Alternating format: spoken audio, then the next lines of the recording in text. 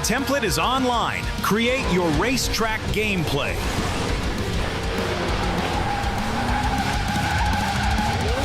Navigate the forest racetrack. Unleash your racing passion. Surpass your opponents. Become the king of speed. Unlimited speed. Ignite your passion for speed. Play WoW now.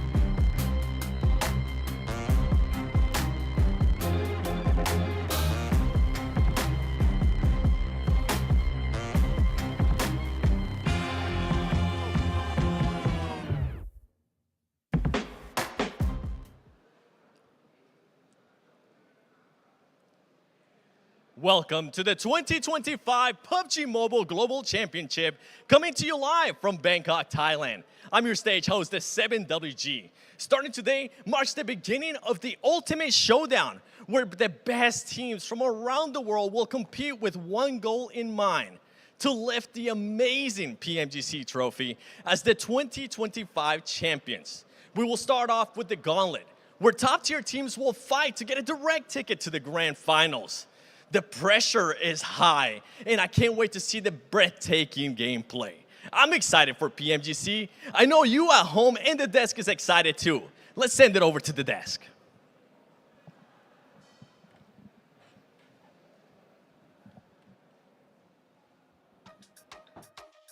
This is it. The world's sharpest aims, smartest minds, and strongest teams all are here in the arena, hoping to secure one of the 7 slots that'll take them directly to the grand finals. I'm your host, Todd Jukes, and right next to me, I got 2 of the best analysts in the business, Maxman and Neptura. Max, how are you feeling today?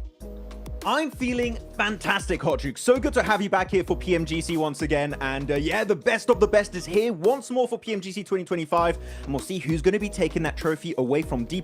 If not, maybe D+ will take it home once again. We'll have to wait and see. Hey, I'm so stoked for that. And, you know, speaking of stoked, Neptura, this is your first time here on the big desk. How are you feeling? I'm so excited to be here, Jukes. Let's go. PMGC back at it once again. And this time, I'm here. I'm so excited. I can't wait. Oh, me neither. For all you guys that are just tuning in here, haven't seen all the social media, this is the gauntlet stage, baby. We got a whole new format, which we're about to get into. Max, man, I'm gonna have you break down the schedule, but man, I'm telling you what, this is insane. This group is ridiculous, bro. I mean, yeah, this stage is the toughest. All the best teams from the full season in their respective PMSLs or regional tournaments is going to be playing in the gauntlet for the next 3 days. And of course, for the gauntlet stage here, we know you need to be in the top 7 if you want to advance into the grand finals, because otherwise you're not in top 7. Niptura, group green, group red, you're going to be put in the groups where you could be eliminated. So if possible, you want to avoid going in the group stage.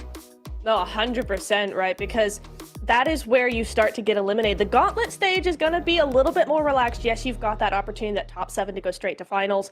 But once you go, you're not in the top 7, you go back down to group stage. And this is where it gets really tough, because only 4th to 11th of each group go to last chance. You have 5 teams that are going to be eliminated out of each group there. This is where it starts to get to have a lot of pressure for these teams, because as you go further and further on the stages, your chances dwindle massively to get to the finals.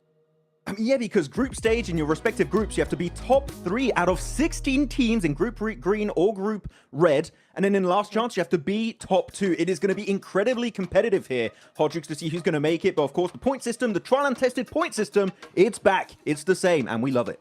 It's the same, but we got that $3 million prize pool. Are you kidding me? For downloading a mobile game that you can play for free, man. This is so awesome. I always love to see just how crazy this is. And you know, you guys are so right. I mean, we got 7 slots available here in the gauntlet, and there is a lot of monster squads looking to get those instantly. Because I'm gonna be real, you know, when looking at this roster with how stacked it is, I think there's a lot of these teams that it's pretty much do or die at this point. Like, they have to be able to get that slot to the grand finals here and now. Otherwise, it's going to be a big problem, Max. One team, though, I know that we're going to have a whole lot of confidence in, right? It's got to be Alpha Gaming, right? I mean, Zol, he's won this back in 2023, right, Max?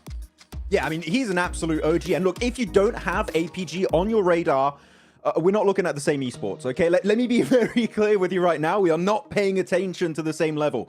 Doc, Zyol, Top, Reefus, East even on the team right now going to be playing. Of course, I do believe Reefus is going to keep on playing here, Niptura, because the guy put on an absolute just destruction fest going forward in PMWC. He was putting everyone down, and I feel like it is great to see him hopefully play moving forward in PMGC, because the guy deserves his slot. And will Doc stick with his team? We'll have to wait and see. I mean, that is the question, right, Max? Because, you know, you're talking about Reefus sticking onto the team, and I think he's such a great addition, specifically because Doc does what he does, right? And if that doesn't go well, if Doc splitting becomes the docketing, Reefus is the guy you want on your team that's able to clutch it back up and save the team from the doom that Dockening often puts the team in, right? So I'm really, really excited to see what he's going to bring forward coming into the gauntlet for sure. Oh, yes, indeed. You can see right now, these are today's matches. We're starting off with Rondo. That's right. If you haven't heard, Rondo is now in the mix. No more Sandhawk. So a little bit of a rip in the chat for Sandhawk. But Rondo is here. And for those of you guys that don't know, right, the biggest thing about Rondo is that they have those recall towers, Neptura. And that just changes the whole dynamic of how this tournament starts, right? Ladies I and love gentlemen, the idea that we have recalls in one map in Rondo, and Rondo is the one that we want here for sure, because I think the recall splits are going to be super interesting for these teams because you have different strategies you can use, and that's how you adapt to the strategy. Different teams do different things, so it's really, really cool. So I'm excited to see what we've got going on. Yep.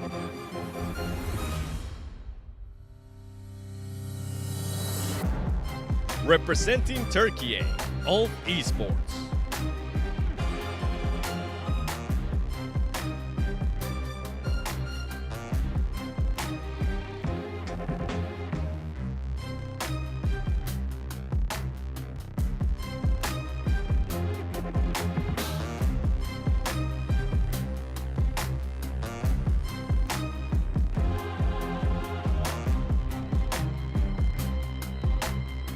From South Korea, DRX.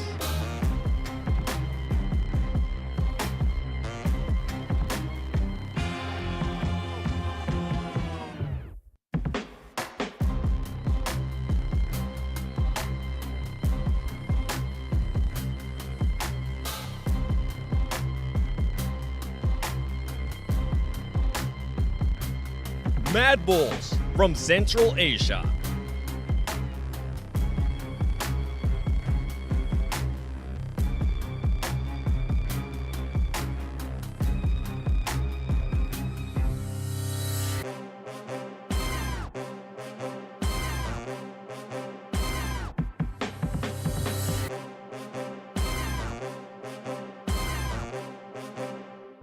From Saudi Arabia, GK Esports.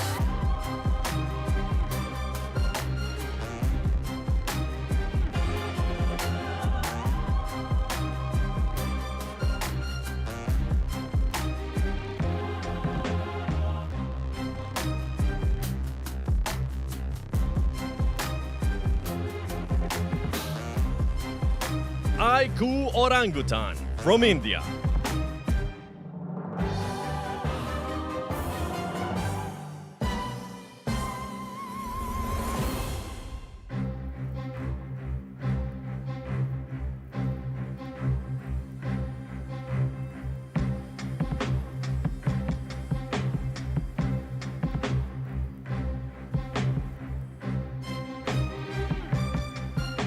The hometown heroes, E-Arena from Thailand.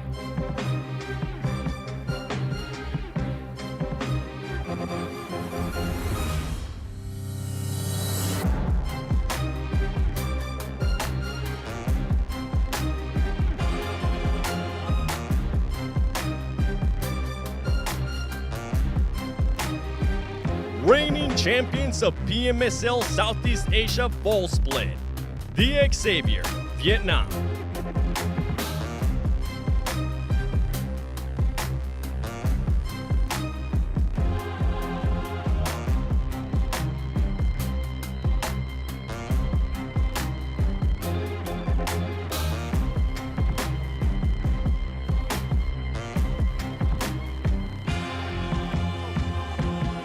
RA Esports from Saudi Arabia.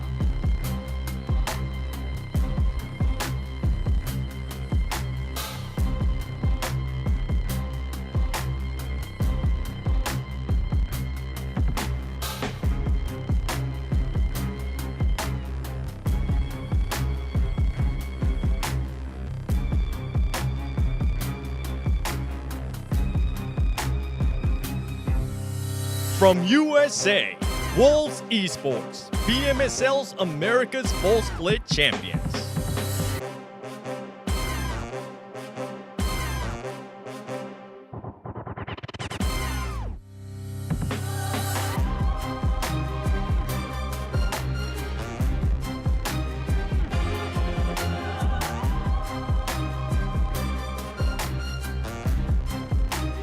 the champions of CSA Fall Split, Virtus Pro, Central Asia.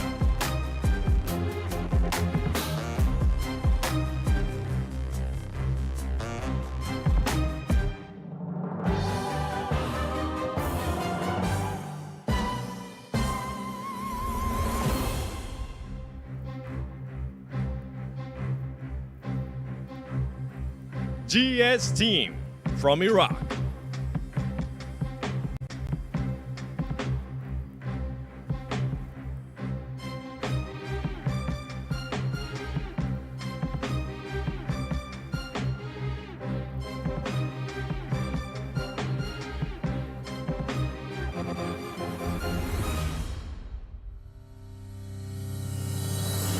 Representing Turkey, Har Har Esports.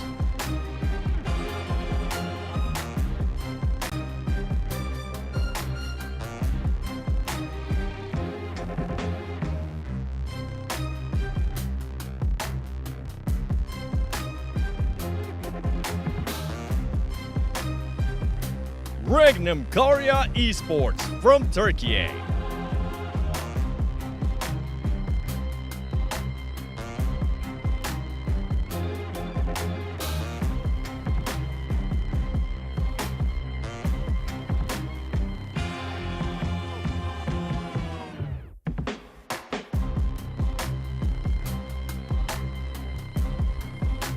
Straight from Brazil, Alpha 7 Esports.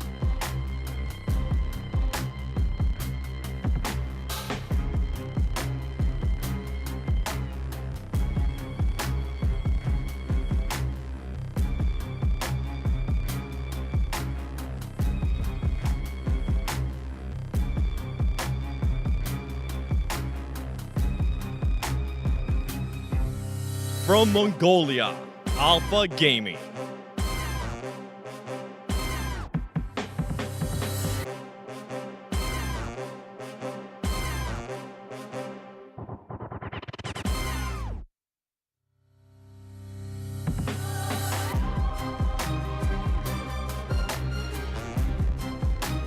These are the elite squads that will be battling across 3 days in the gauntlet. Only 7 teams will punch their ticket straight to the grand finals. So let's get right into it. This is day 1 of the 2025 PUBG Mobile Global Championship. The gauntlet starts now.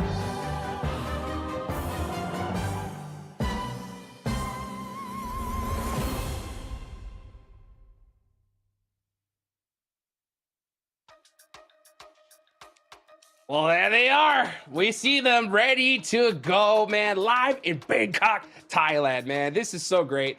We talked a little bit about some of the squads that we got looking at right here, right? One thing in particular that I think that is so awesome here about PMGC 2025 is there's a particular region that we haven't seen in such a long time, right? And that is India, baby. They are back, right? We got Orangutan joining the field. Neptura, I know this is a team you really got your eyes on. I do. I love the way this team plays, and I think out of any of the teams to come out of India, this team has the most chance to actually do something and actually compete against these teams really, really well. Yes, they don't really have the experience that we've seen from other global teams right at the global stage. That is fair.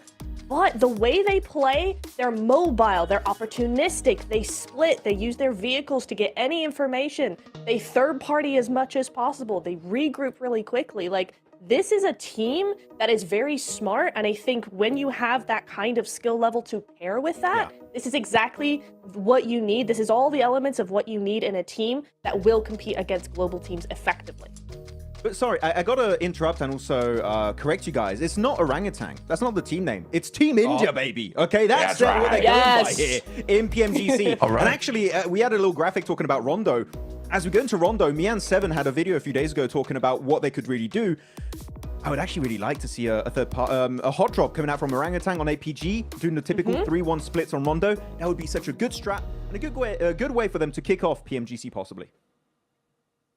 Yes, indeed. Oh, man. If we get a hot drop right off the rip here in Rondo, that's going to be just absolutely crazy. But you know what? Let's get this started. Let's go ahead and head on over to Blank and John Allen to get this started.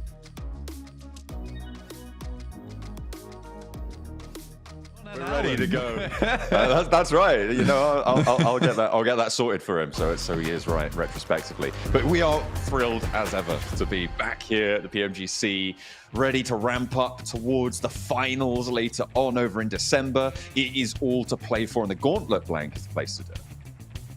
Absolutely. I mean, it's a very, very good opportunity to get whatever you want going into the finals, right? You get a lot of points here in terms of, well, not points, but if you get a lot of points here, you have a fantastic chance to get in. And even if you don't make it through Gauntlet, you get even more chances in the future to get towards those finals. So it is a perfect opportunity. We're starting things off here over on Rondo. I'm sure some of you may have seen this map previously over on some of our other PMSLs. But if this is first time tuning in, we do have a new map in. It is this one. It has the recall system that the guys on the desk were talking about, and the one gal, of course, which allows teams to get back into the match should they get knocked and flushed. It's an interesting mechanic. It does make it quite chaotic at times. Absolutely. If you're wondering, where can I find these recall beacons? Well, it's the handy green hearts all over the map. They'll be visible on the mini-map as well, but it looks like we're already in for a fast start here. R8 dropping down with Alpha 7 over on the northwest side. Blank, it looks like Alpha 7, though, they've already taken a knock and a flush. But remember, the recall beacons exist, so it's not all done and dusted for the player from Alpha 7. As a second falls as well, I think it's time to turn tail and get on out of there. I think they actually do already have an outpost ready to res if needs be. From the guys on Alpha 7, so that's fine, should be okay. I think that when you look at this over on Rondo as well, what you typically see, decent nade to start off with 2, and 97 looks to move up. Ida, sorry. Memori. Dangerous though. Yeah, has shotgun. Oh, he's only got 2 more rounds though. 1. No, we can't find it. The AKM in the back pocket though, and the swap out is good for the turn of the spray, but the vents don't keep him safe. A couple more breathing holes than he would like there, and gets slashed to bits in the end. RA able to get a lot of points in the meantime, Blank. We've got another hot drop going on between Virtus Pro and Ulf. Is that a full squad wipe, or is that just the flushes coming through? I think it was just the flushes. It's scrappy. It always is really scrappy at the start here as well.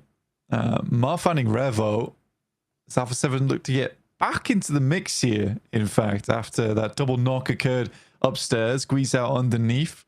GS9. Pretty decent submachine gun exclusive to Rondo. Amori's looking for the parachutes. Not seeing any just yet. Alpha 7 back up to 3 now. Again, as I was saying before, the typical strategy is to send 3 in towards a location you want to control. You have 1 outpost sent over towards the recall beacon. Ooh, what's the battle of the M249s?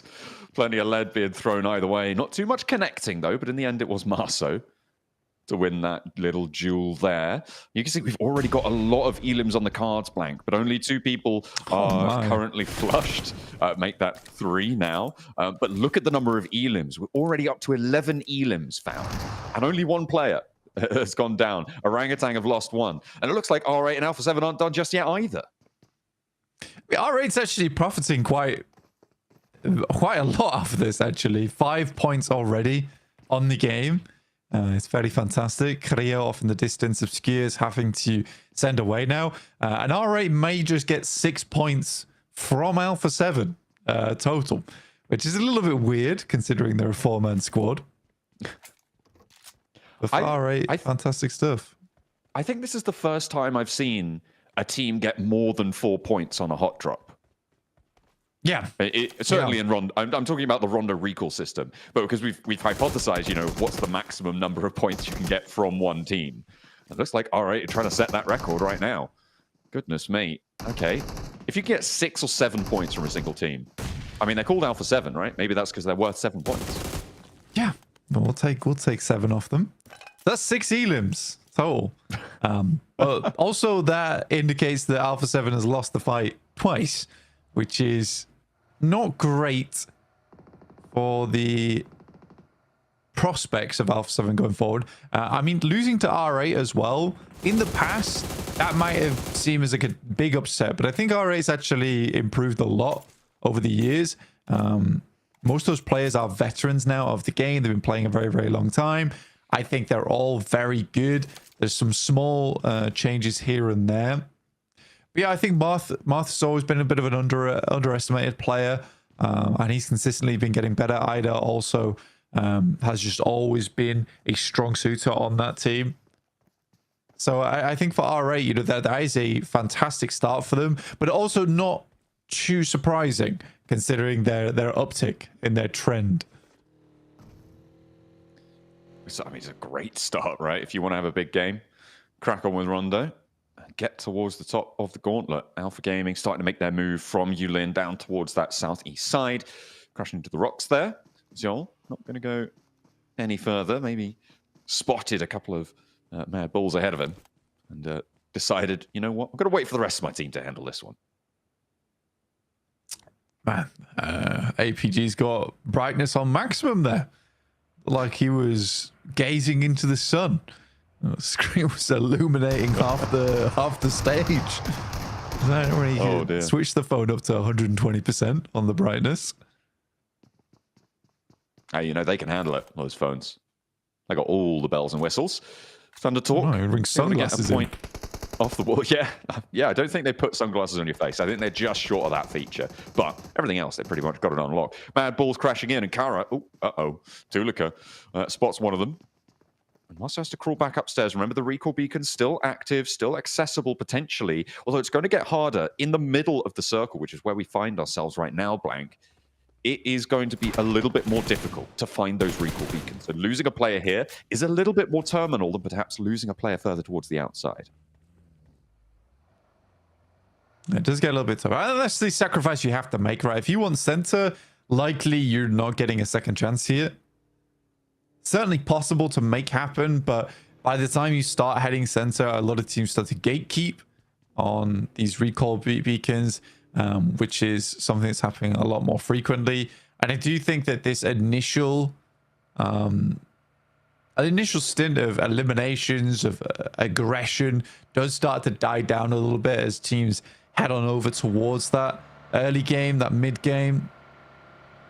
I'd say that probably kicks in around about 12, 13 minutes here on Rondo. But it can kick in a lot later, as we've seen in previous PMSLs where things get really dicey the entire time.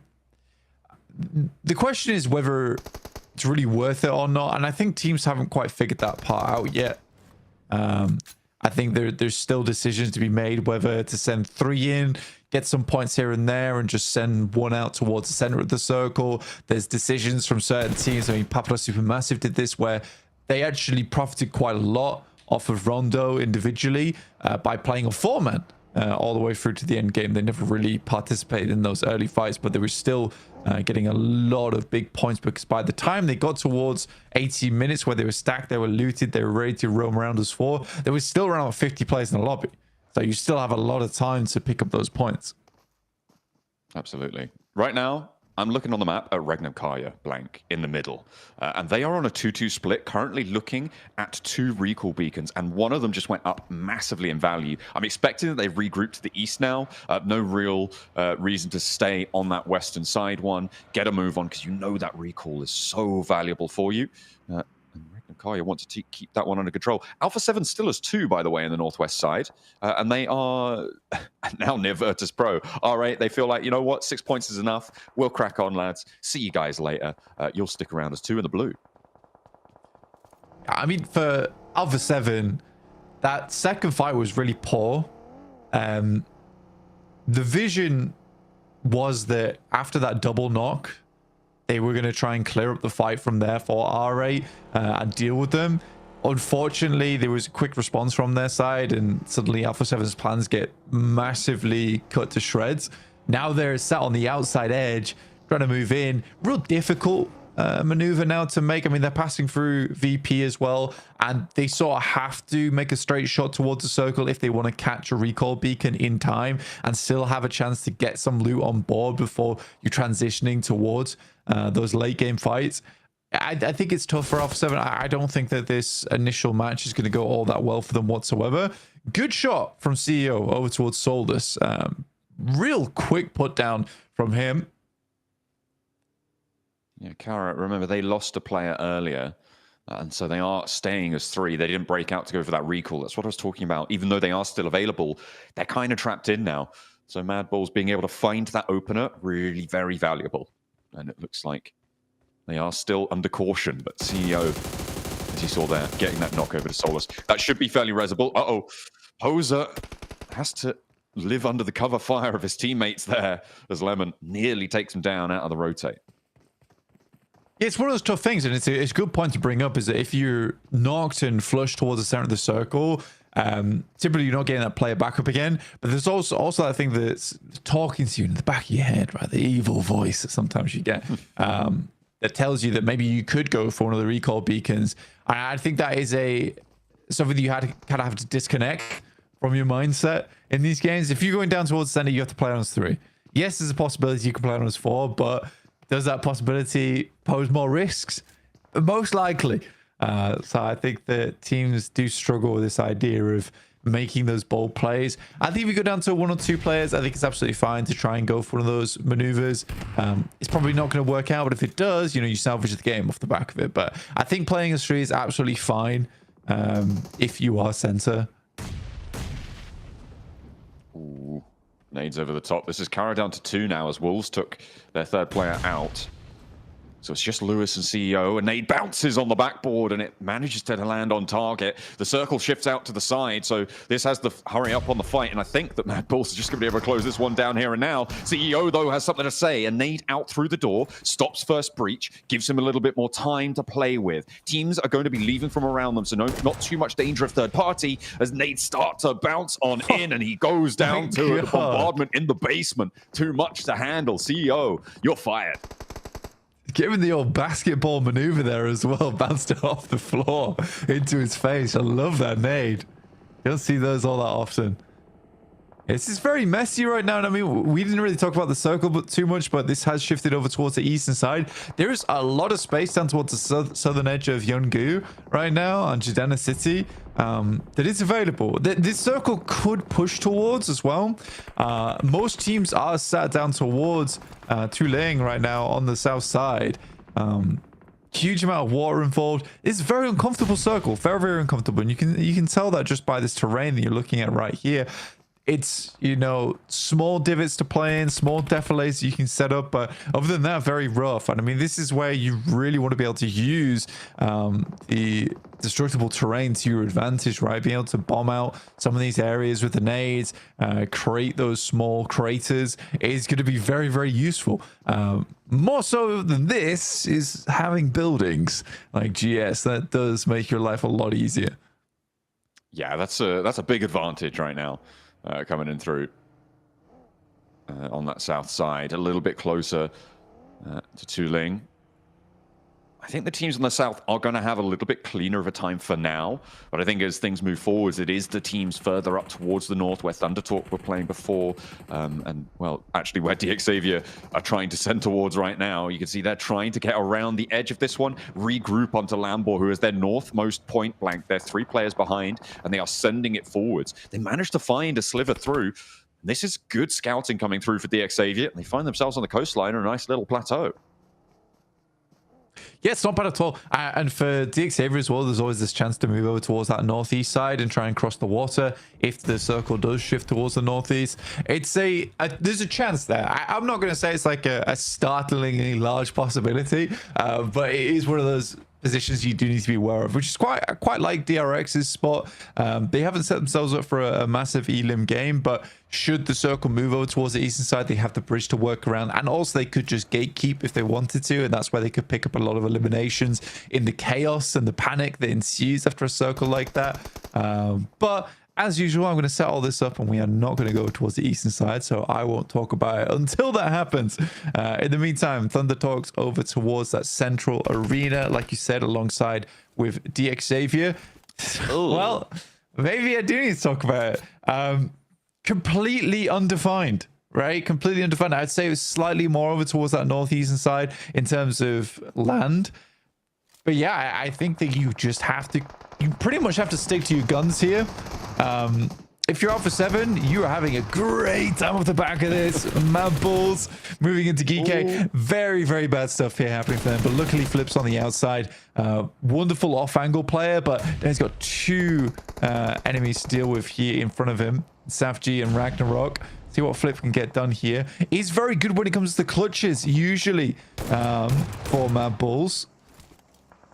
Oh, Ragnarok rolls on in and finds the two players. So I think there might have been three on the middle there for the Mad Bulls. Flip with a nade on in, looking to try and stop Ragnarok from doing any more damage here. But the rest of his team has melted. He might be an off-angle player, but now he is the angle.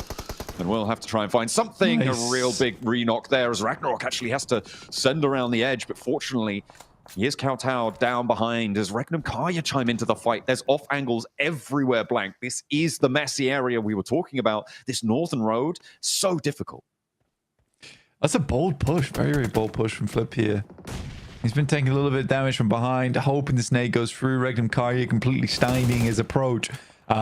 I think that's a very smart play from Ragnarok as well to immediately switch back over towards the rest of the team. It put the pressure on Flip in a big way where he had to speed up his gameplay, accelerate a little bit because it meant his teammates dying.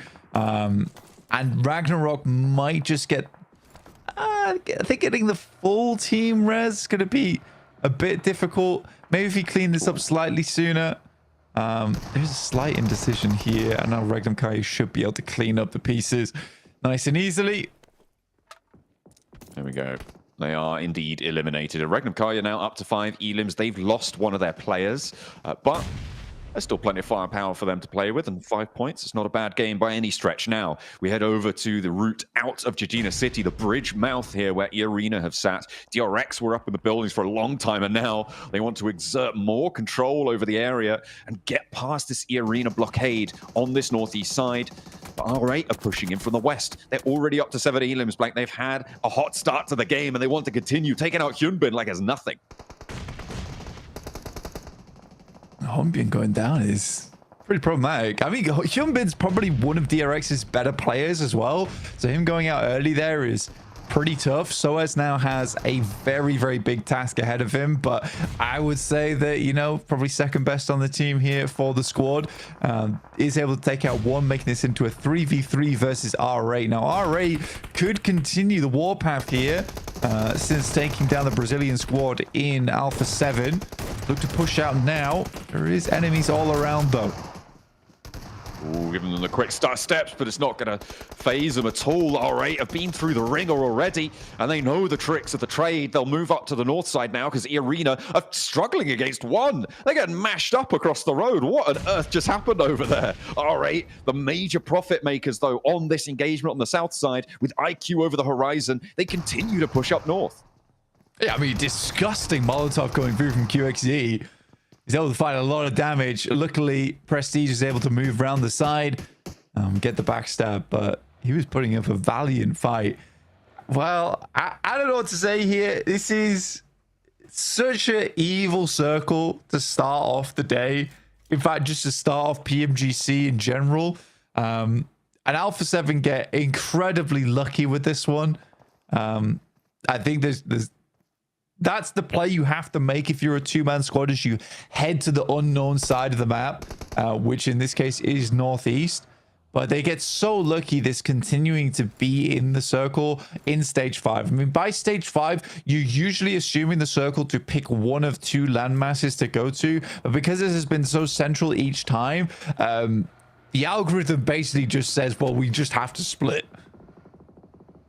Yeah, it's a real nasty circle right now, and I mean, at the start of the game, playing like lemmings, you think that Alpha 7 do need to have a little bit of an uptick on performance there. As a rotate comes through for the Wolves, they're trying to crash on in. They do not have any other option. ThunderTalk are going to be on the defense here. Plenty of teams trying to crunch their way through, as well as R8 try and move up north towards the IQ position, but they are finally falling.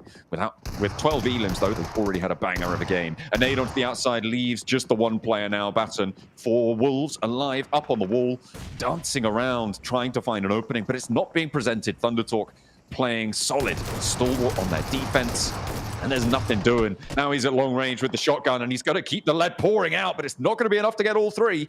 But goodness me, it was close. I mean, it's the correct move. It's the correct move from ThunderTalks. It was slightly less glamorous than they were hoping potentially, but it is the right move. Is to send 3 out on a quick spin there to take down Baton, because the way he was running around, I think they realized that they were just going to be wasting nades, sending out the window, hoping for something like that.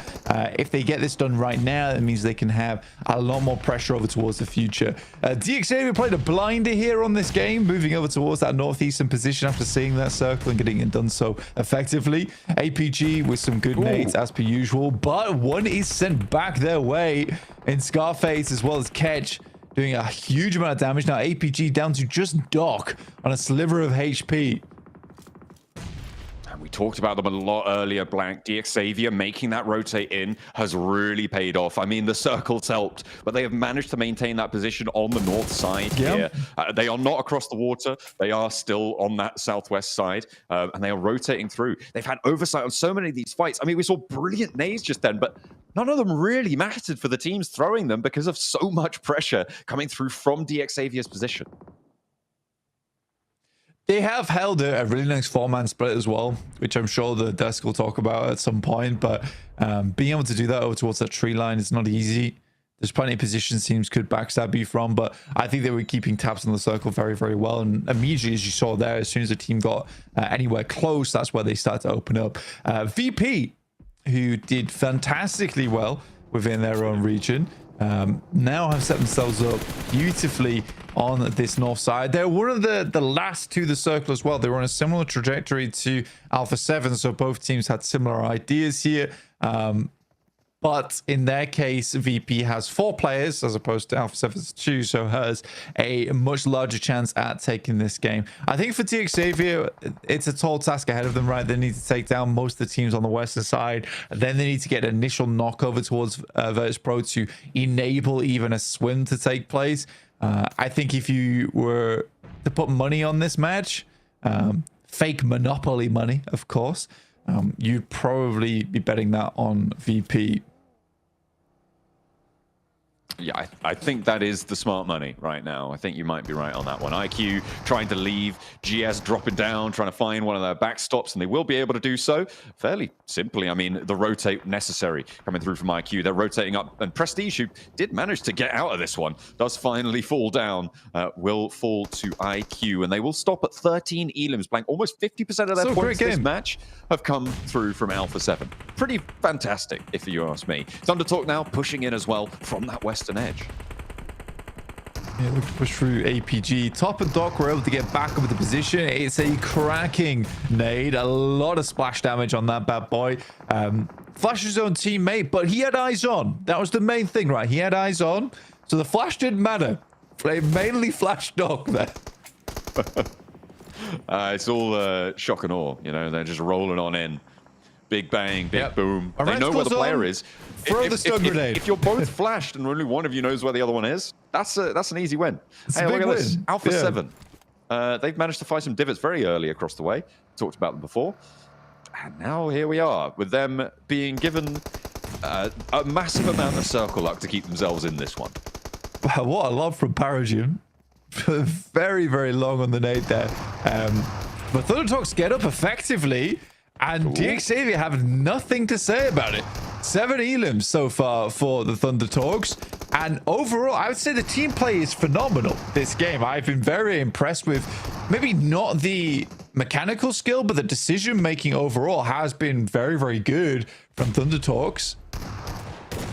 Xavier with 2 players now, holding off against 3, and it's Lamball to fall, leaving just Nate T left. He is closer to the water, and Thunder Talk do need to move on in, move a little bit closer here as the nades continue to roll on out. This is a bit more of a difficult push now. Virtus.pro may have oversight to some of these side angles that Thunder Talk are going to want to use to approach this situation, so it could be a little bit harder. That deployable cover as well, airdropping on in, giving them that concrete barrier, keeping them safe. But Alpha 7, they're still alive, by the way, and they've taken down DX Xavier. That's an annoying one for Thunder Talk, so I think they were just about to get that knock as well. But Alpha 7 salvaging this game as best as possible. I think that was only doable through this. What on earth? Yeah, this is rude. It's very rude. Thunder Talks might win this game. I might be wrong. I think for Virtus.pro, I mean, all things considered, this absolutely made sense for Virtus.pro to win this game. And I think that I would be lying to myself to say that I made a mistake that I don't think I did. I think it's just a case of the circles messing with us all right now. But for Thunder Talks, I'm going to go ahead and say that I think that just off the back of this game, there's been multiple moments where I thought that the team play is very, very good, which is usually something that is quite present in Chinese teams anyway, is that their team play is very, very good, but they're backing up with very, very quick maneuvers. So I quite like this from Thunder Talks. Virtus.pro immediately know they need to move across. I don't like that Thunder Talks aren't holding the water aggressively here, and I think that they're worried to go too far forward and expose themselves to angles from Alpha 7. But that does get Malai as well as Milky Way up with the two backstops in Aragon as well as Voston just watching their approach. Very well done. Very, very well done. Yeah, I think this is really well played by Virtus.pro, and I think you're right on that. Alpha 7 off angle suppressing Thunder Talk on the western side. Just a note on the circle on the minimap, it's slightly offset from where it actually is. It's a little bit further southwest than this, so it is actually centered up into the water here. It does look like it gives more of an advantage to the southwest coastline, but that is not the case. It's really nasty. It's really nasty to everyone involved here. And I mean, Alpha 7, they might also have a chance in this one, Blank, which is crazy. Yeah, as teams There's a start to difficult rotate out for them, so that's definitely the outside chance. I mean, teams are bruised up and cut up, and I think that you'd be, okay saying that Alpha 7 has a chance in this game, because I am kind of concerned that there's a case where this game is all down to chance now. On this next circle shift, the last one of the game. We'll see where it goes. If it goes down towards the southwest, people are looking fairly happy, but I can't quite tell where that is on the mini map. I'm waiting for the map feed to update here, but that does head back over towards Voston as well as Aragon-ish. And I think Virtus.pro still do have the edge here. I mean, just about. It's really difficult, though. You can see the open beachhead that sits in front of them. And they have to get over this next ridgeline and play on nothing, really, which is difficult. Really, really tricky. The circle closes central, Blank, which is actually in the water. I think it's time for a swim. I think it might be time for a swim. Certainly for IQ. But India getting themselves at least top 4 to start things off with. But a cop has been discovered by a detective in King.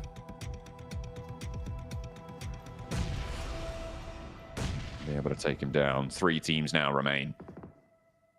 4 players for Virtus.pro. They're split 2 and 2. A nade here could be dangerous.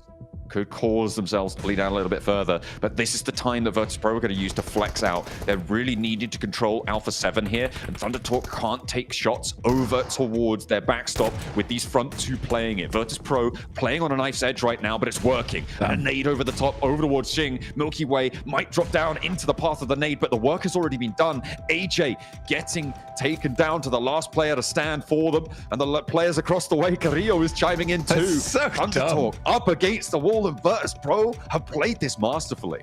I mean, you might have a 2v2 here, though, between Alpha 7 and Virtus Pro going over towards that end game, depending on how AJ plays out these final moments. A lot of indecision there coming through from Thunder Talks. And there you go. This is exactly what I was talking about. Aragon now has to hit the deck. There is shots from the sideline. Obscure has to be clean with this one. He is not. And Malloy is providing support. Carrillo with it all down to him now in these final moments. And he will not be able to meet the mark. Virtus Pro able to claim that Northern Shore on a deadly circle on Rondo Blank to kick us off. Alpha 7, I mean, they played like lemmings at the start of the match, but they claimed second place off a big shift up to the northeast side. Yeah, I mean, I don't know if I would call that a big win for Alpha 7. It's a bit of a salvage game, but let's head back over to the desk to see what they had to think about this one.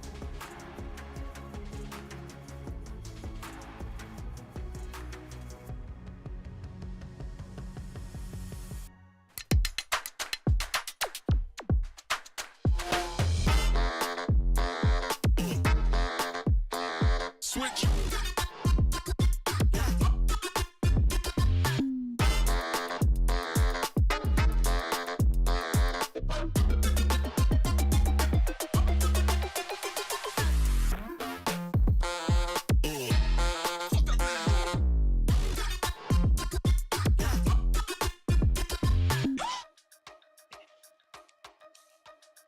Man, what a tough game there for Virtus Pro and Alpha 7, huh? I mean, that was a very difficult rotation. It's so ridiculous. Rondo, there's only the tiniest little bit of water, and it just so happens to land on majority of water here. Hey, it's PMGC circles, Max, man. What else can we expect, right? Yeah, like Rondo, there's just a little river. There's no way it's going to come into play, right? Yeah. Right? And it does, like, it's genuinely so impactful in the later stages of this game. And it keeps shifting to the east every single circle shift. I don't know what the hell was happening. Alpha 7 and Virtus Pro, of course, congrats on the amazing game.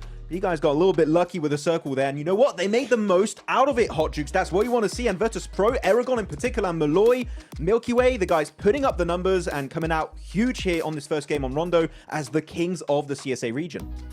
Let's go. I mean, it's so crazy. I mean, towards the end of that game, I mean, for us in the background, we were like, all right, yeah, you know what? Alpha 7, they got this win. And then for a second, we were like, all right, Thunder Talk, they are in the best position here. And then all of a sudden, just Virtus Pro with that 2-2 split, man, they crushed it, Neptura. They did. I don't know how they got off of that ridge just into complete nothingness with only smokes, right? But it was the controlling aspect of the 2-2 split either side of the river. I was skeptical at first about how that was gonna go, but honestly, it worked so well because it meant that they could control each other's enemy aggressors rather. So really loved how they played that, controlled the circle, amazing. Yeah, as we can take a look here at that game one more time there. Virtus Pro, man, they were able to just get it done right at the last second there. We saw Obscura try to be able to get that double knock, and I think that's really came down to that last little fight there, but he ends up getting taken down, and Virtus Pro just cleaned things up here, Max. It's down to the smokes. You can see for a split second on the other side of the river. Those smokes coming out from Virtus Pro were just paramount in them securing this chicken dinner at the start of the day, at the start of the gauntlet stage. And but Malloy, Milky Way, this duo sending it across the river, Neptura, and holding off all of Thunder Talk while keeping two players on the other side of the river to control the ridgeline. That was the game-winning play from Virtus Pro. And I don't know if it's too much to say, but I would say it's as close to perfect as it really was in that scenario for Virtus Pro. It was beautiful. And to make such a perfect play out of such a difficult zone as well, right? To take that sort of high pressure scenario, it was not an easy game by any means. Yes, they might have had more time to think about it because they were on the other side of the river, but yeah, it's insane that they were able to bring that out of it. Wait, Nipchura, Hot Jukes, am I seeing Malloy with 870 damage, 4 limbs, and he's only taken 22 damage? What? That's what I'm talking about. Bro, he's out of the Matrix. Oh my... That's crazy stats. Okay. Dude, ridiculous. I mean, one thing I really loved from them, though, was to have that heads up to cross the river, right? I think a lot of teams in that position, they're just like, you know what? We're going to hold this side and just see what happens. But no, they end up making that split, and it worked out for them big time, Max. Yeah, definitely worked out for them big time. Let's go through some of the replays here of this match. And of course, a lot of hot drops, which you would expect Niptura, right, going into Rondo because of the recall tower system. But Alpha 7 losing to R8, definitely an unexpected run of events here in the compound northwest of Rondo. And Alpha 7 got to maybe rethink that hot drop because R8, they're coming in hot. They're swinging here for the MENA region. Yeah, it is interesting that we weren't expecting to see A7 really not come out on top on that one, but yeah, maybe they'll have a little bit of a rethink. At least now Rondo's done and dusted. They got some time to think that one through maybe a little bit more. I wouldn't be surprised though if we see them do it again tomorrow, right? Because one time does not a decision make. I think they gotta lose twice before they go, okay, yeah, maybe not. So we'll see tomorrow what they've got in store. Yeah, I think it's harder to make that decision too when you end up in second place. You know what I'm saying? Like the recall towers, I mean, it works out big time for them. But at the end of the day, yeah, them losing that fight was pretty tough. I mean, R8, got to give some big shout out to them.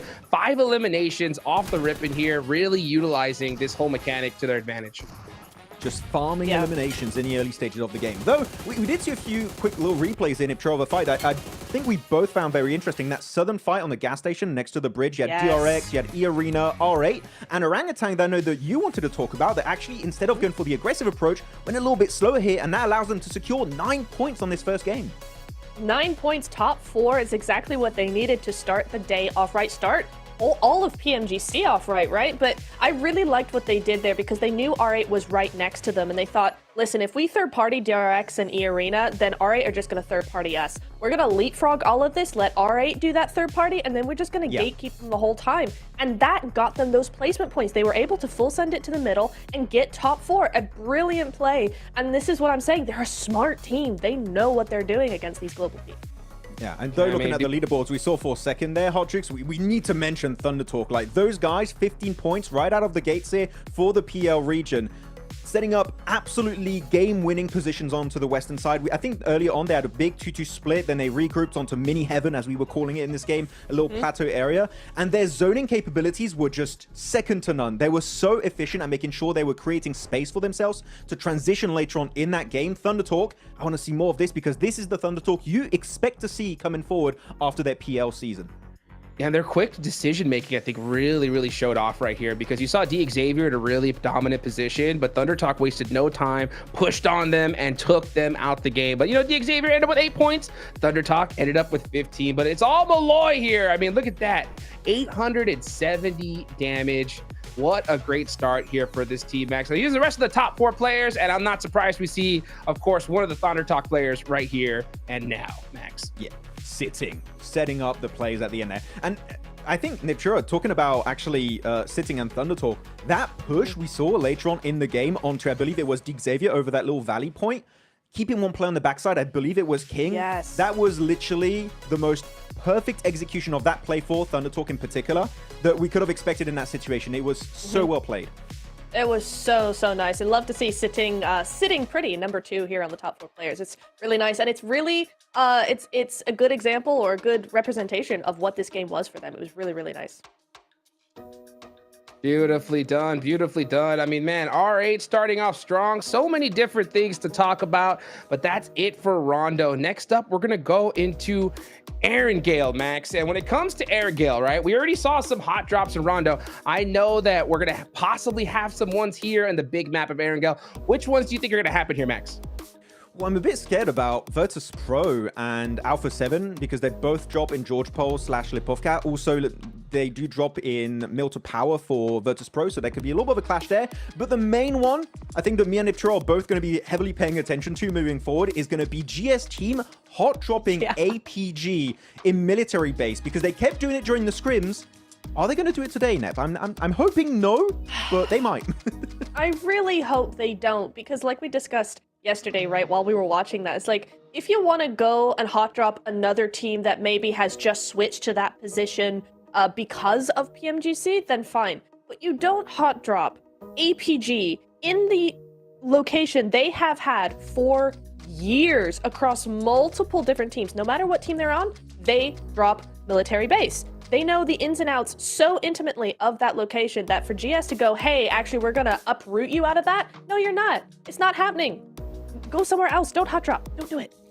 It's big enough to have 2 teams, okay, guys? Dude, it's way true, more than enough but buildings and APG's like, military nah. base. Yeah, it like genuinely, Hot Military. Jukes, if we see the fight happen again between GS team and APG in military, it's 100% intentional, and I think GS are kind of throwing. Yeah, I mean, want honestly. to be top 7. Because even when we were watching it during the scrims, it's not like any of these teams were either the two squads were walking away unscathed, right? Like they were all walking away with 2 players gone or 1 player out of there. And I mean, when we're playing 3 Erangels, this is the map in particular you don't want to waste any time on, right? So Yeah.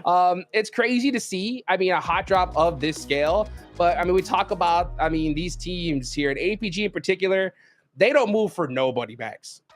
They're never gonna, like, I think that we're gonna be 10 years in the future in PUBG Mobile Esports, and APG will still drop on Sovnovka Island in military base. Okay, this is their position for the longest time, and it will stay that way moving into the future. Though looking at the hot drops that used to happen, we used to have Orangutan, right? Neptura hot dropping versus Regnum Karia in Rozhok. They changed their drop location now dropping around shelter area. They can also go to Severny if they want. I think this is a great change for the better, and I'm really happy with Orangutan making that switch. Yeah, I am too, because it really plays into their edge style, their edge play style, right? They like to wrap around the edge and control as the game gets later and later. And so to go center when all the other teams also, a lot of teams also play center in this lobby. So to land center and then try to play edge is going to be too much of a hassle, and you're probably going to get caught out early. So it's really nice to see them move to a more of an edge position on the map. And so then they can actually play how they want to play a lot easier. Yeah, you can see these players locked, loaded, ready to go here into Erangel. Are we going to see those hot drops? Military base is going to get crazy. And it still just freaks me out every single time, because I'm like, why are we dealing with this? There's so much room. You could easily have a team go Novo, loot half the place, and be fine with it, but they're going to crack away at it no matter what, you know? Now, we got some other teams, other players here that I definitely want to talk about, right? We didn't get to really talk about at the top of the show about GK, right, Max? And I know Nerzed joining them has been a really, really big improvement for them. What do you think about that? I really like the way Nerzed has been playing with the team during PMSL Mina. He was so impactful, but also not just solo carrying. Very clearly, it's the entire team putting up some really good results. Berlin, Kevin, Nerzed, Ragnarok, everyone's doing fantastic in their games. Safety also, of course. And I do think it's still a slow process, because adding a player as experienced as Nerzed in this team, it's still taking time for them to adapt, because they have a completely different meta, right, from when he was in CSA, now joining the MENA region. But they've had time now since PMSL MENA, and now going into this tournament. So I feel like that synergy is going to be even stronger. And if that's the case, maybe we could see a MENA team make it to the finals. I feel like that's the region a lot of people are looking at that might not have any teams to represent them in the finals. But if any of them is going to make it, I think GK is definitely one of those squads that I'm going to be paying very close attention to. Yeah, and I also think that maybe in PMGC, in a global lobby, they're actually going to be a little bit more comfortable, because now Nerzed is able to bring that global experience that he has to the team and forge the team as it needs to be, you know, tweaked or whatever, right? Whereas going into the regionals, they were still playing as a regional team a little bit. So it's going to be interesting to see if that experience, if that influence is going to actually make them have a better time at PMGC. Yeah, I mean, it's always good to see. There's so many different roster changes, so much things happening right now, but it all comes down to this, guys. There's only 7 slots to be able to head towards the grand finals, and if you do not get there, oh man, it's going to be a tough battle in the group stage. We got 10 seconds left to go. These guys are getting locked and loaded. We are headed into Erangel for the first time.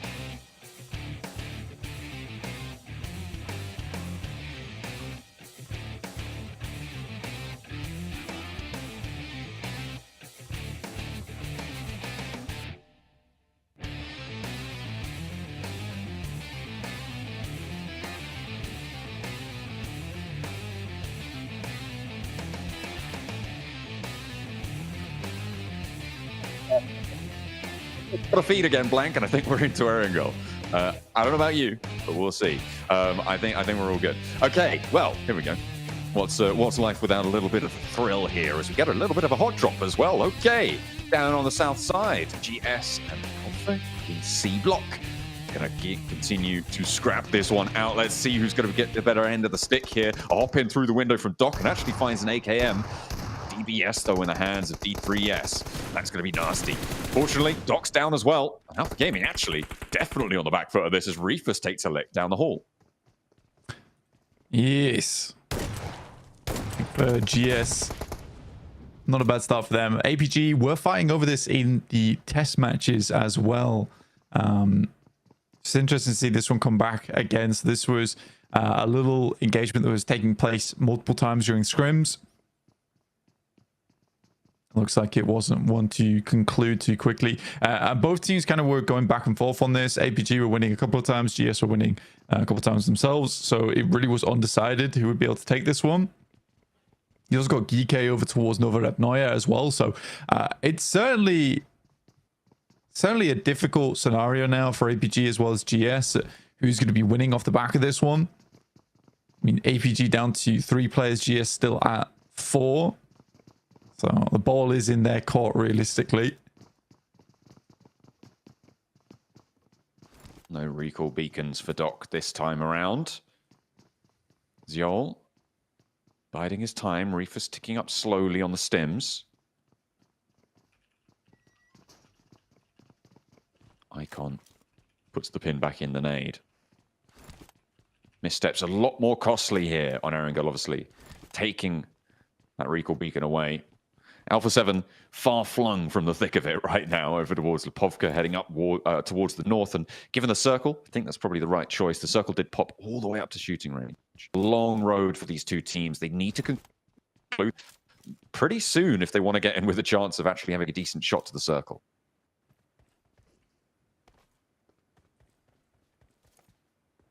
Definitely a long journey, and there's no recall beacons anymore to assuage those problems.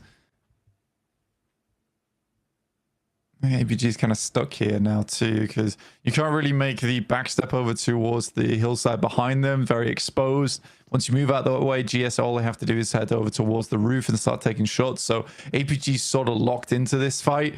It's a long journey up north as well, with the circle tearing up over towards shooting range. It's unideal.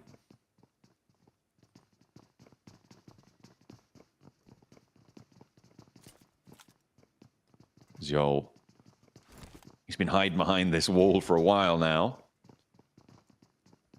I don't know if they know about it, but if they get up to that high ground, they will. Can't really move up to the roof. It's just so exposed, and you don't really know fully where Reefus is.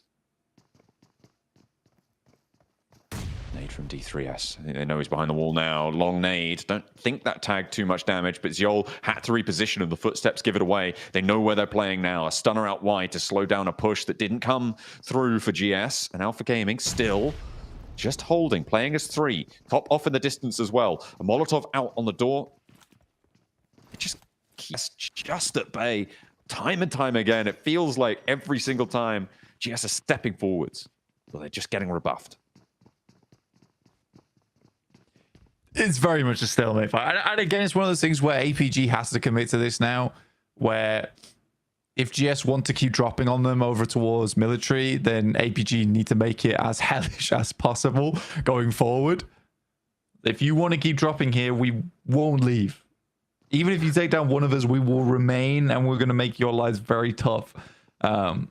Which is a bit of a stubborn approach, but I think APG and stubbornness go hand in hand anyway. Yeah, I think that's... But it's the start of the tournament. So they've got plenty of time to convince other teams not to come here. Yeah, well, I mean, if they want to get up towards the top 7 in Gauntlet, which really is the ultimate goal of these teams here, they do need to try and get that one shifted a little bit further down the pipeline as fast as possible in the next 3 days. See what more they can earn. Erangel, obviously a major feature of these days, with a 50% of your matches played on the grassy pastures. Taking a look at the points right now, I mean, R8 with 13, which is crazy. on that first match, despite going down fairly early on in the overall standings. I think it was 6th or 7th or something on the placements. But Virtus Pro and Thunder Talk just a little bit ahead of that. And the fact that Alpha 7 got 9 in the end boggles the mind. Kara moving parallel now to the so-called hometown heroes right now. Certainly the only representative from the hometown in the gauntlet stage. We'll be seeing Vampires in the finals as well. But Irina going to be moving alongside Kara.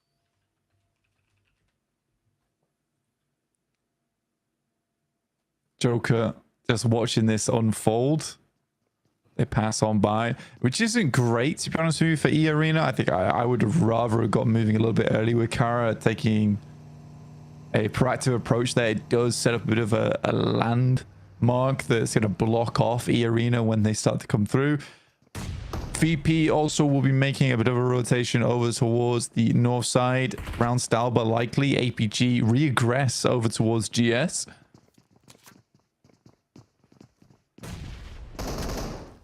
Reefus with the pump action. Alpha Gaming taking a little bit more ground back under control in the long building, but they left a backstop in the cupboard there, and 2 players go down immediately as well. It's getting turned around, it's getting traded off. It's chaos on the inside here, Blank, but Alpha Gaming managing to stand tall amongst it. The push back in has worked. They are making it hellish indeed. There's Jafar now, the last player to stand for GS.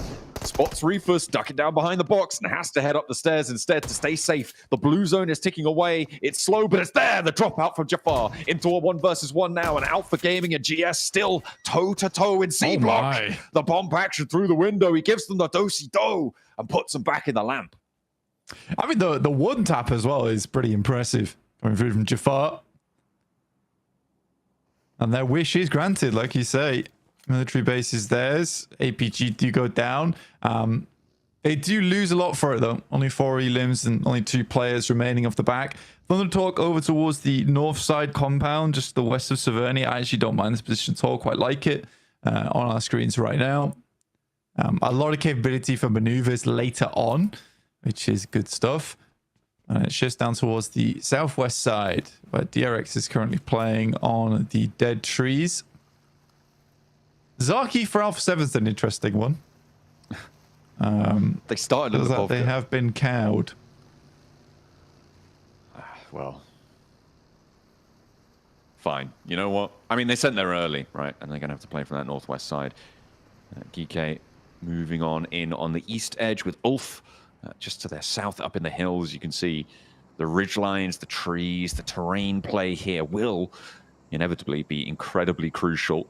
As DRX look to regroup, Alpha 7 poking their noses in too, but Carrillo, he's turned away. Spots too much danger for his liking. Waits for the rest of his team.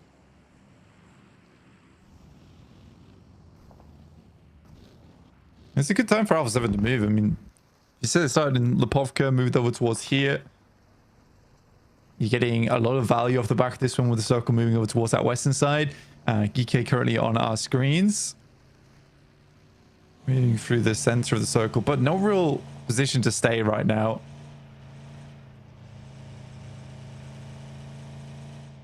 The Arena finally made that move from the western coast. They are on the south side. Kara is still posing a bit of a threat to them. Being a little bit annoying, but Marcel having to swim here does give free reign now for E-Arena to push over towards that eastern side.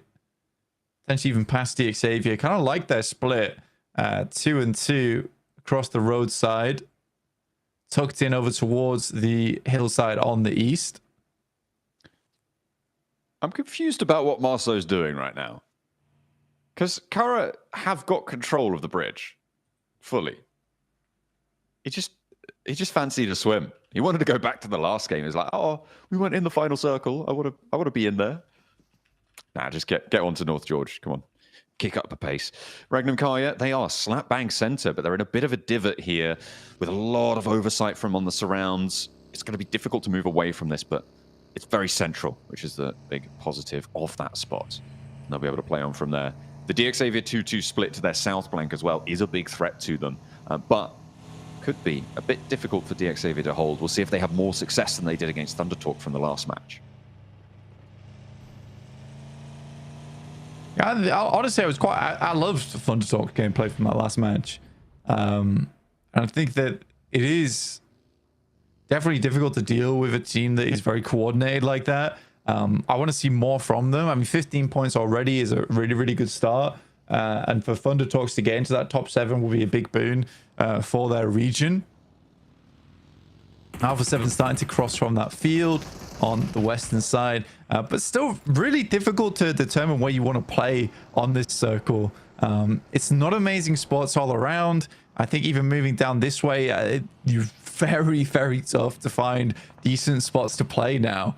I think a lot of teams are going to shift over towards that western side, try and play the east edge of Georgia Pole. Virtus Pro up against Thunder Talks once again. Like you said, sighting does go down, but for their troubles, they're at least able to find one.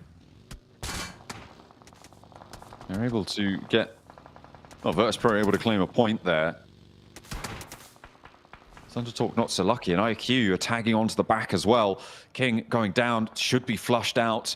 Going to be real tricky to make that one work. Rectum Kai are holding their central spot as well, defending as they move. Sorry, they're not holding. They sent all the way down to the south coast. Goodness me.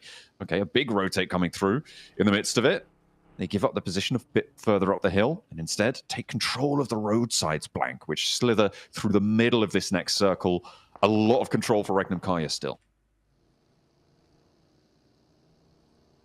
Yeah, we didn't get to talk too much about Regnum Kaya other than that initial push from last game. But definitely a team that we're expecting big things from in the future, and already a very, very good position on this map to play around with across the roadside. It is going to require a little bit of gusto from them to hold on to this spot, but I think that Regnum Kai can make it happen. R8 currently playing box, which is not a bad position at all.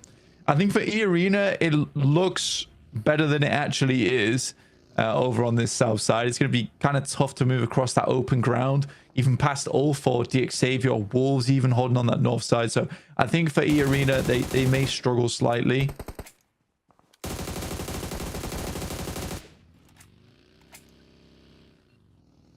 Alpha 7 trying to dodge the spray downs. Looks successful for now. Kara moving in from that western side, slowly moving through North George. Marceau did finally get toweled off after his swim under the Georgia Bowl Bridge. And now they'll have to try and move further east with Virtus Pro and Alpha 7 in the way, though. That is going to be tricky, and the blue zone is starting to hurt now into stage 3, closing in 39 seconds to stage 4. That's where it starts to become impossible to play inside that blue, and they're kind of caught in the crux of it, Blank. I think Kara not long for this one. I mean, they didn't have a bad spot to play around with. They even got ahead of the issue with E Arena. Like, the initial rotates from Kara were good. Yeah, getting torn to pieces by Virtus Pro a little bit here has been pretty rough, at least. We should be able to get the players back up in action. Next move, right? What's the next step here? How do we move Knight from here? Because I think that they're likely not taking a win back of this one, and it is more checkmate on their side of things right now. Regnum Kaya pushing over towards the bridge. Actually, unironically, a very good position. Looks bad. Is pretty good. I mean, yeah, right now it is brilliant cover, brilliant hard cover. The downside is that R8 are sort of just around the corner. Could be difficult if nades start to pour on through. In the meantime, this northwest side is getting treacherous. DRX moving on through, and Alpha 7 clashing with them. They stayed back from the fight for quite a while. They moved all the way out to Zaki on a wide wrap from Lipovka. And now they're starting to push towards the circle. Kara spreading out in a line behind them might prove to be a difficult obstacle. And Obscure going down means DRX are starting to turn the tides of this fight. A second knock found as well. And really not too much damage seen in response towards DRX. I mean, that's one way to do it, right? Is if you can't quite see your target, you just blindly spray through the smoke and typically gets the job done. I think for Kara, they're so far on the outside of the circle that, yeah, it was only a matter of time before this started to happen. DRX still trying to put the pain on over towards Alpha 7. Grease out, moving off in the distance. Tanky gets taken down. Quick jump into the vehicle from DRX. Can't say slightly low, but is healing. I do think for Regnum Kari, it's not actually that bad between them and R8 because the chances, right now at least, I think the chances that R8 leaves box in the relative safety of those outside windows right here to take shots or nades down towards Regnum Kari are very slim. I think for Regnum Kari actually working pretty well in tandem with R8. Ooh, Ragnarok. Doing a lot of work for Geeky there as well on that northeast side. IQ cut down. Still going with a little bit more gas in the tank, but you don't imagine that they've got too much more for Orangutan. It is going to be a difficult move now with one player left. Marso's in as well, but he's taking fire from across the way. I think that's Thunder Talk. I think that may be Regnum Kaya if they step up on that south side that they've managed to move out for an outpost with. Loxy, I mean, he spotted this cross. This is, ooh, a nice little pickup there. A little bit too bold from Loxy, in fact, there as R8 spot him on an off angle. I don't really know why he pushed out so far. He wants to take down the straggler there from Orangutan, but it's not meant to be. The Xavier, do you remove mad balls? Only 4 elims this game. Be taken down. Virtus Pro currently playing on the bridge alongside on that western edge, but Ulf has something to say about Aaron here. This team's actually really quite strong. I think that we haven't seen all that much out of Ulf recently, but Aaron does get clipped by the circle, and like you say, in stage 4 here will start to hurt quite a bit more than a zap, more like a proper taser on that side of things. Yeah, he gets flushed out as well. Couldn't quite make it. Couldn't quite make the run. Ulf now a player down, not ideal, but they are on the Kobe. They can go way towards their advantage. It's going back up to that northern side blank. That gives the position for DX on the buildings a bit of potential here, and they were able to a lot of that area and play that ridgeline potentially further towards the south. This could be a pretty solid spot moving forwards for DX. It is a lead that is going to be difficult. No one really tested on the north, so maybe that's going to give them an opening.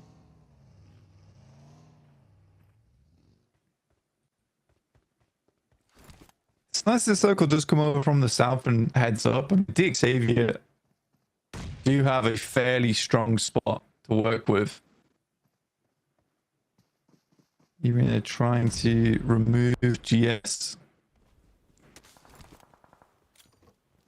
on the backside of this building. They're being very vigilant clearing this one out, by the way. There's only 2 players. I mean, they have to be if they want to wrap around towards that north side. 2 good grenades, but no dice on that. Joker crawling back to Sakura.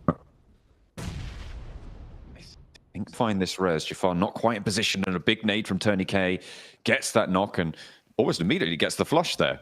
Well, nicely found. Sakura gets that res, and E-Arena playing on now as 4, but they have to move up to the coastline here and into the waiting arms of R8, of Regnum Kaya. Mormon makes first approach and will get immediately backed off the angle. I think Marso's chiming in there as well.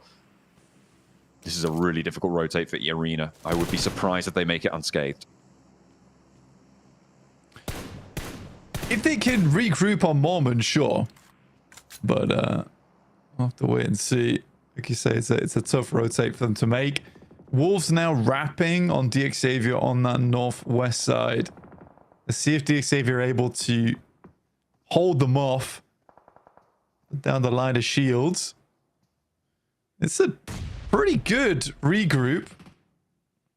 That is a fantastic nade. Honestly, an airburst might have done the trick there. Silas has to do it all himself once again. With the double. Fantastic stuff. Zed Wolves goes a little bit too high, but Silas really throws the dazzler. Sometimes the old dog doesn't need new tricks. Just play what you know. And the nade on target is brilliant for Silas. One of the longest standing veterans of the PUBG Mobile scene on the global stage. No one really has more experience than him. That's going to calm the nerves. Marth spray down towards Mormon. And E-Arena, I mean, I said I'd be surprised to see them make it unscathed. They did make it, but they were not unscathed after that. Silas saw to it. And now 2 of them have fallen, but they do manage to get into the next circle. Good nade from Coops from up on high over towards DXavier. It's a good opening. And after that, instantly Doran's in as the front man from Romania. Very, very good stuff that he can bring to the table. Has always been a fantastic fragger, and now on a team that can really utilize his performance. 2 players from Wolves down. They managed to get an opening too, but that is not going to be enough there. It seems like DXavier can't hold off these pushes. Thunder Talk and now Wolves have been able to take advantage of positions that seemed very, very strong. And with Wolves being able to pick up those 3 elims, now GK are going to try and capitalize. 1 player does stay down. Doran is back up to his feet with a nade in hand. I'm surprised he's not going for that heal. There's that first knock, and Wolves look to hold off in a solid fashion where DXavier could not. Coops, I think he wanted to hop out the window there. Maybe a little bit too slow. Second time's a charm, but Hicksord goes down on the sideline. 3 players fall on the approach, but 3 in response, and it's up to Doran versus Saf. And now pushing onto the outside there. Doran loses one of his teammates. They are flushed away. Opens up for the door frame, but will be blasted back off its hinges. Safji underneath. Ooh, trying to make his way back up the stairs here. Like you say, Doran, all down to him now. Nade in hand. This has to be a golden throw. And will head further down the stairs. Has 1 more to try and make it happen. Quick switches between the weapons. But teammates are starting to bleed out. Safji realizes he's just going to go for those elimination points. Pick those up where he can. Doran jumps out the window. Goes for a similar scenario. Takes down the entire team between the 2 of them. Safji has to go for the reload there, but he's managed to get it in time. Oh no, the off angle comes through as well and forced into the fight. He wasn't ready for it. Wolves fall and nobody can hold these buildings. GK very, very slow to be able to get out of this position as well. It's going to make their approach really tough. They're playing now as 2 players on that northern side. Regnum Kaya still in a great spot, and RA as well, having a second really strong game to open the tournament. I mean, for RA, I've been... Well, again, I said it was unsurprising. I think they're a team that's improved a lot over the years. And they have remained steadfast between one another. So I do think they deserve all the prestige that they're requiring throughout this gauntlet. Good shot from Marth over towards Saf as he attempts to leave that position. Will explode on the vehicle there. Leaving GK high and dry with just the 1 player in Kevin. Tries to make a move out. Marth's got his eyes that way too. Doesn't quite have his number though. Not quite on the bead fully, unfortunately. Kevin gets a little bit further forwards. R8 regroup back down to the compound that they've held for a while now. And continue their solid hold on the riverbank. Circle definitely north leaning, but Regnum Kai have been holding this 2-2 split for a while. They like these river splits. They've played quite significantly on them in these sorts of situations, and they played them pretty well in the past. And they're looking to do just the same here. Mormon still alive for E-Arena. Turney K as well, off on that western side. The 2 players left for the team from Thailand as the circle pops. Towards the west. Still has a lot of water in this one as well. So getting flashbacks over towards Rondo now. Thunder talks with their singular player looking to pump the placement points a little bit with their 18 from their last game. Very obvious someone's in here, at least. Marth again, really not leaving Kevin alone. Despite asking multiple times, Prestige gets an off angle on it and will pick him up. As the circle moves further towards that western side, Regnum Kaya get more and more of the advantage here. But I think that both Silas as well as Zedwolf know they need to have a very, very strong hold towards the south side, because this is the position that's going to allow them to take on R8 when they do eventually try and move in. But with E-Arena still around this area, that's what Silas as well as Zedwolf are definitely most worried about. Orangutan, last player in the drink. Been hiding out for a while. Almost cost Loxy his life to try and pick that point up. See how much longer they can survive. R8 making that western push, the real big maneuver that has to happen here. The question is when. The question is what do they need to get in place? to feel confident enough to go for this push. Ida pushed off that rooftop now. They have to keep marching forwards, regroup onto the tower, and go from there. Rectum Kaya yet to really fully chime in with force. AJ being a bit of a thorn in the side here. You see, I think as soon as AJ goes down, if Zed Wolf can find those shots with the Mini 14, I think that's when Rectum Kaya can really start to leverage this.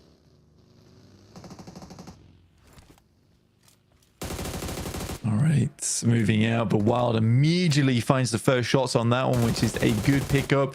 Looking behind him as well. I mean, very, very good awareness on this one, but minimal ammo to work with. No nades, realistically, here. Orangutan still holding strong. R8 just about get themselves in a position to start sending nades, but Wild evades every single one of them. M79 out of the smokes now as E-Arena looks to move across. How was he not down? Goodness me. Oh dear, Tourniquet takes a lot of damage as well, and it is going to be maintained on that south edge. Rectum Kaya now playing with 2 on that south side. Don't go down as well. A knock there would have been really nasty for them, but they keep it going. Loxy, close to Marth, close to Ida, close to Prestige. Orangutan still just with their solo representative as well. Just clinging on there. On the off angle, down under the bridge.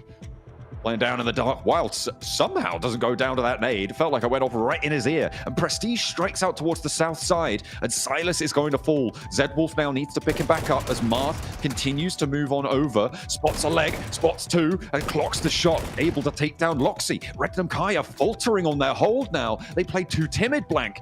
They haven't been allowed to do what they wanted here. And Wild needs to stay alive but can't. Another nade. And there's Amori finding the shots onto Silas. Zed Wolf now the last to stand. Will give it a good go, but it's not going to be enough. Falls out and will go down. Rectum Kaya eliminated in 4th.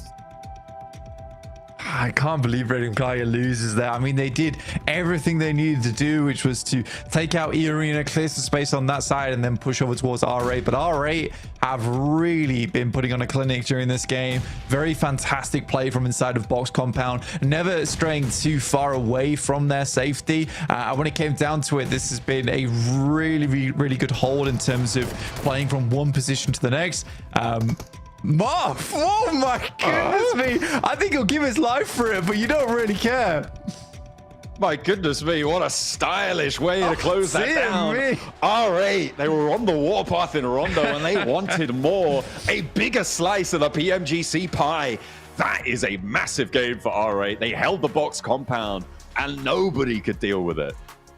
That is some silly stuff. I mean, I think I've seen Marth do that twice this game, by the way. But you don't expect it in those final moments. You really do not expect it in these final moments. What a way to finish the game. And Orangutan, once again, gets some decent placement points.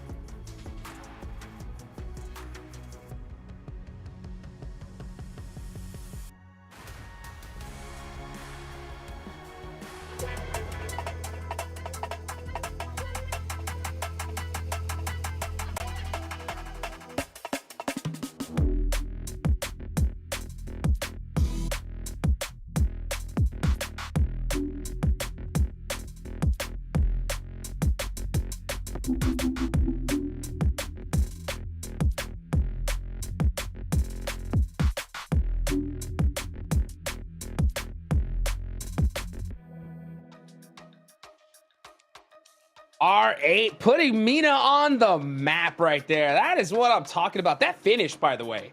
Oh my gosh. Marth onto AJ. That was one of the most disgusting ways to end a match. These guys are not messing around here, Max.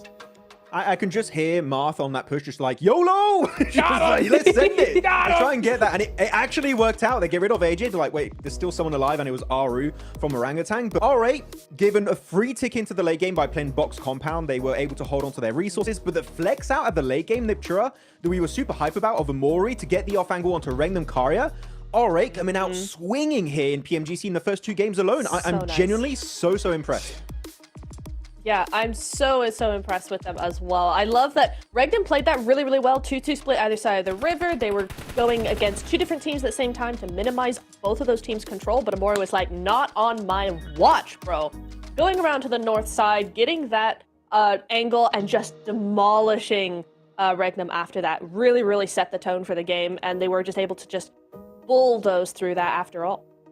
Dude, R8, I mean, starting off strong in Rondo. They had 5 elims to start things off and then just would continue to put up points. They win the second game. They are off to the best start they could possibly ask for, right? Now, speaking of starts, Max, man, you know,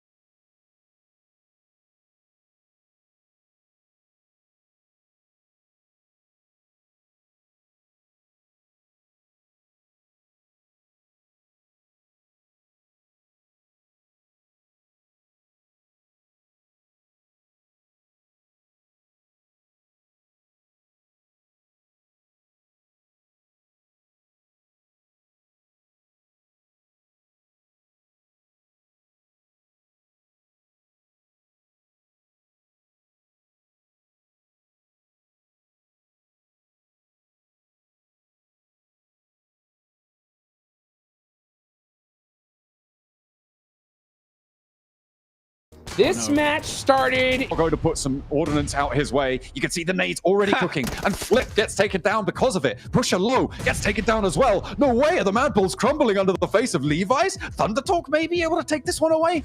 My God, this is getting crazy now. I mean, it was crazy before, but what? My God, what a close down.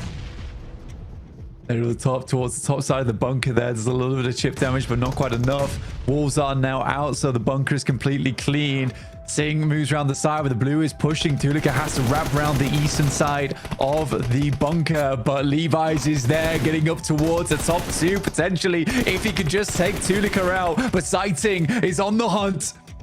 And they will be able to find him now. The last player for the Mad Bulls is there, and Thunder Talk want that top spot for themselves. They crest the ridgeline, and they contest that first place towards the end of the day. I think that's as dominant as we've seen China in quite a long time, honestly. I think for Thunder Talks, they have looked really good today. I'm extremely proud of this team. I think the combination play has been fantastic. The teamwork has been fantastic.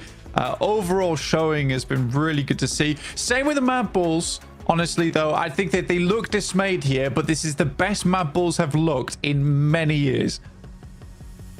It is great to see a lot of teams coming back off of an off season, off of an off period of time. It is great to see this resurgence across the board. We are going to be heading over to the analyst desk now to figure out just what happened at the end of that one.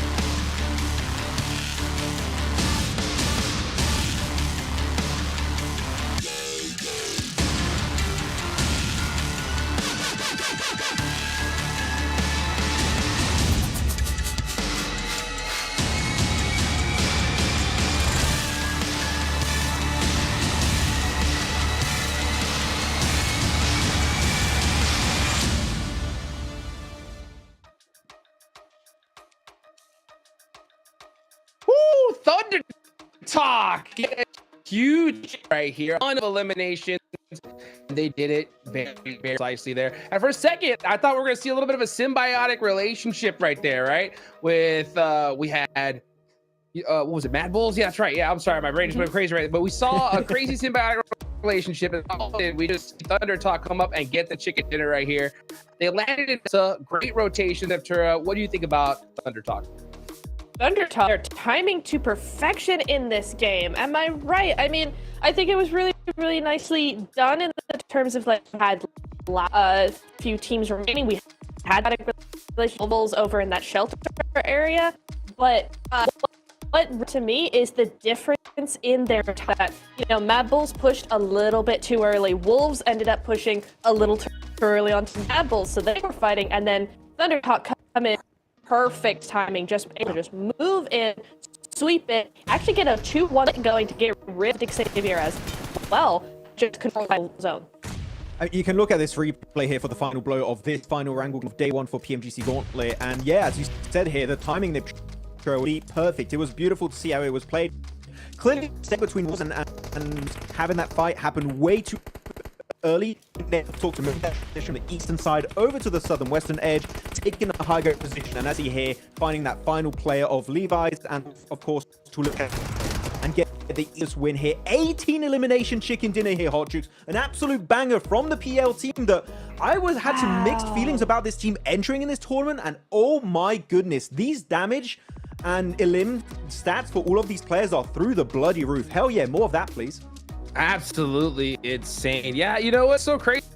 I was a little surprised we saw start throwing those nades down that walkway right there onto Baton, because all they had to do was just stay on top of the hill, let the Wolves be down there for a little bit of while in shelter, and then once everybody was gone, fight each other for first and second.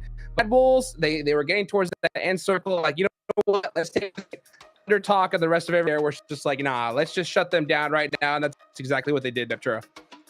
Absolutely. I love what we saw coming to them. It was just such a nice come back to that. I mean, it was a really, really good win, but it's those things where it was based on the mistakes of others, right? And that's not to downplay Thunder Talk at all, but do equally. We just had a little mistakes coming on through there and get back and forth. But I want to say that coming through, we were all surprised that they had 17 eliminations. Focused on other teams while we're sitting in that compound, just chilling, moving things away from, Nox on rotation, just make sure that they control the space around them. That they were able to get such a big win coming off the back of that. It was just really, really nice to see, Max. Yeah, I'm really happy about it. And I think a lot of people, myself included, looking at the PL teams, Weibo were going to be the banner men of that entire region right now. But no, Thundertalk, that I kept calling is PMW as a very passive team, just unwilling to commit to big fight, try and wrap up games with a ton of eliminations. Finally, this is the change-up we needed to see from Thundertalk, and you know what? It is perfect to do it here first day of the quality, because again, the performance like this hot chicks, the elimination chicken dinner, chances are you're going to be looking for keyboards. Oh, they're going to jump up big time. You know, speaking of changes, right? A little change of pace. I want to talk about OG, right? We've seen OG play things very calmly and collected for the first few matches. This one, right? They started to do a crazy push onto R8. Unfortunately, they were taken out. But what about that push here, Nitra? I think it's really nice that we're starting to see more of the aggression that I was used to seeing from them. I think it's nice that they're starting to spread out and spread their wings a little bit. Unfortunately, they go up against R8, which is not really the team you want to go up against necessarily. If they had known that it was maybe a different team like that, it would have gone a little bit better. R8 are just having such a great day so far that it's gonna be difficult to go up against them. More along the lines of a Kara or an Ulf even might have had more success, especially Kara, because what we're seeing is completely different to how we're used to seeing them play, because they play edge, and so far today we've seen them play just edge, no center whatsoever, and I feel like it might just be throwing too much. I'd like to see them actually go back to center and see what happens. It's a good change of pace for sure. I think it's good to have a little bit more variety in your play style going into a gauntlet like this. But looking at the replay on the map feed, Thundertalk just again sweeping onto the east of the side every single time. 20-point game, setting the record for the biggest chicken dinner point wise of Day-1 of the stage. Can they keep it up? Possibly. The Mad Bulls, despite us being a little bit critical, engaging on that fight towards Wolves a little bit too early, you can play when you get a 20-point round from that. Pretty good zoning. I do think they felt the pressure of this, that they were going to have to move eventually, so they tried to be a little bit more proactive, which I can respect to some extent, but you're just opening up the gates for the other teams like GS Team, like Thundertalk to try and wrap it up and take the win. So still a really good performance, but those slight PMGC lobby cost you the game, and in this case, that could be what happens. Yeah, and that's a great game for them regardless of the situation. It's just those few extra points could make such a big difference in the long run. Yeah, look at this. 1,200 damage, 194 healing, and 7 eliminations. This is, I think, the game that Thundertalk desperately needed here, Max. Definitely. A lot of people actually in the chat and also on Instagram were telling me, hey, no, AJ's looking really good and stuff's team. But look at Silly, he's been performing amazingly and so well, in fact. They're standing in first position on the rankings, 53 points, 20 place points total over the course of these 4 matches. Their average is through the roof and amazing in the process. But now, Nipcho, the question is, when you have 53 points, how comfortable are you to actually remain in top 7 until the end? Because that's a really big point lead. Wait, that's a 33-point lead. And Bulls in 8th? They're super comfy. Oh my goodness. Yeah, I think that's a big points, but it is. I think it's a little too early to say they're super comfortable just yet, but that's a darn good start for them. And coming out of the woodwork, I think, Thundertalk, based on previous performances we've seen from them in the global stage, I certainly wasn't expecting too much out of them. And 3, and I'm having to change my opinion 100%, because this Thundertalk is who like a year ago. Yeah, 1,200 damage from City. I mean, that's gonna definitely right here. That's all it takes. One good chicken dinner and rocket launchers, up these leaderboards. Helping थे और सही थे, but एक चीज New York की इतनी खराब है ना पब्लिक, माँ कसम भाई, वहां पे है ना भाई, वॉशरूम नहीं मिलता ब्रो बाहर इतना इजीली। ब्रो वॉशरूम नहीं मिलता चैट बाहर भाई, बीटीए ब्रो, अरे चीजा love you, thank you for the 1000। अनुपम भाई लव यू मेरी जान। एक बार क्या हुआ, मेरे को बहुत जोर से वॉशरूम आ रहा था, ठीक है, तो मैं स्टारबक्स गया, मेरे को लगा वॉशरूम रहेगा, स्टारबक्स में वॉशरूम नहीं। दूसरे कैफे गया, वहां पे भी वॉशरूम नहीं। तीसरी जगह गया रेस्टोरेंट में, वहां पे भी वॉशरूम नहीं। मॉल में गया, वॉशरूम नहीं। मॉल में वॉशरूम नहीं। बोला मॉल में वॉशरूम नहीं तो कहाँ रहेगा? तो वहां पे फिर मैं एक लोकल से पूछा, I badly wanna go to a washroom. उन्होंने बोला कि भाई there is only one option, you have to go to McD, buy something, they will give you a ticket, in that ticket you will have a code, they will tell you the washroom code, you go to the washroom, put that code, unlock the door and go to pee. इतना सब कुछ। I was like bro क्या? तो मैं washroom use करने के लिए McD गया, मैंने वहां पे फ्राइज खरीदे, उसको मैंने बोला give me the washroom code, उसने वॉशरूम का कोड दिया मेरे को। वॉशरूम के गेट पे लॉक पे मैंने वो कोड डाला, माइक मतलब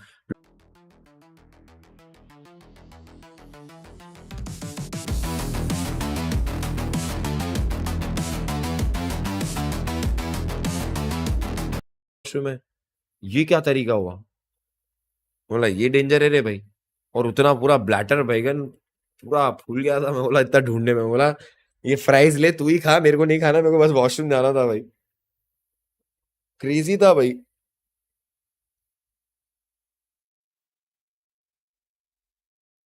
ये बहुत क्रेजी एक्सपीरियंस था मेरा न्यूयॉर्क में।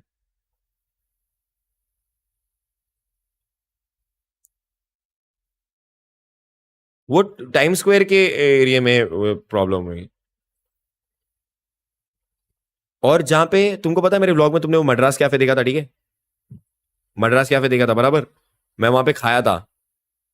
मैंने उनको पूछा do you guys have a washroom? नहीं ब्रो, वो लोग पार्क में जाते हैं वॉशरूम जाने। वो बोला कि मैंने उसको पूछा था बंदे को भाई वॉशरूम किधर है? फिर इंडियन था, उसने बोला दो ऑप्शन है भाई, तू मैकडी जा यहाँ पे पास में, वहां जाके ये कर सकता है। दूसरी चीज यहाँ पे एक पार्क है, पार्क में तू पब्लिक वॉशरूम यूज कर सकता है। मैं बोला बाकी रेस्टोरेंट्स कैफेज वगैरह में वॉशरूम क्यों नहीं है? बोलते यहाँ नहीं है वैसा। मैं बोला ये क्या है रे भाई? माविन चैट, मावी क्या बोल रहे हैं? अगले साल खेल दे मैं तू जोकर गोल्डी भाई पीएमजीसी। अरे यार भाईगन